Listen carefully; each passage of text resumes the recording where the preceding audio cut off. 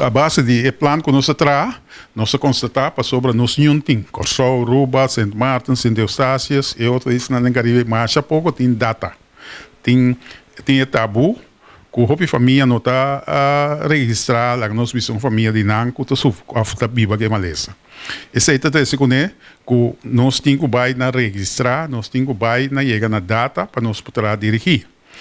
Assim está o plano de demência, dentro nós fazemos análise, nós fazemos acercamento, prognóstico que a situação está agora aqui para Boneiro, e nós temos para 2020 240 ainda.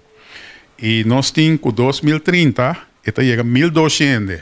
Aí não está dando uma indicação como está cresce. Então, se nós não tomamos passo agora que nós não queremos Boneiro, governo, futuro, é uma responsável, nós temos um problema sério aqui 5, 10 anos. Nós fazemos últimos 5 anos, nós fazemos análise e nós trabalhamos mais forte de BCI e nós reparamos que está menguando. Por exemplo, nós vamos constatar a quantidade de gente que visitar nossa noite de informação, ela cresce enormemente. Isso significa que tem gente que está saindo e busca informação e que ajuda na cerqueria que está viva que maleza. Então, isso é importante, que nós seguro nossa fundação, onde nós tarefa para limitar ou eliminar o tabu. Então, isso aí nós estamos fazendo e nós queremos ser exitosos também. Na tour evento que nós temos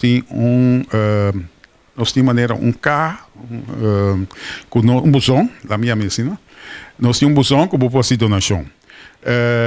Riba turnos, atividade que nós temos, nossa propaganda isso aí, e não via nosso website, nós podemos chegar a nós facilmente.